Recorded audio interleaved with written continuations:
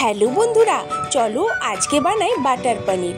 এই পনিরটা আমি সম্পূর্ণ আমার নিজের মতো করে বানিয়েছি।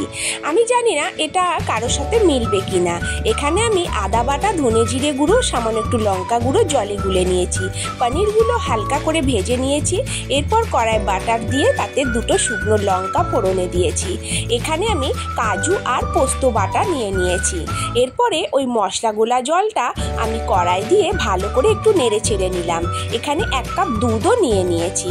এরপর ওই মশলাটার মধ্যে আমি পোস্ত কাজু বাটা দিয়ে দিলাম আর পনিরটাও দিয়ে দিলাম। হালকা হাতে এটা একটু নাড়াচাড়া করে নিলাম যাতে এর কাঁচা গন্ধটা চলে যায়। তারপর তাতে দুধ দিয়ে দিলাম, গরম মশলা আর স্বাদ অনুসারে চিনি আর পরিমাণ মতো নুন দিয়ে ভালো করে নেড়ে চেড়ে আমার রেডি হয়ে গেল বাটার পনির। তোমাদের কেমন লাগলো সেটা অবশ্যই জানিও। আর আমার চ্যানেলটিকে সাবস্ক্রাইব করতে ভুলো না। এটা তো খেতে অসাধারণ হয়েছিল।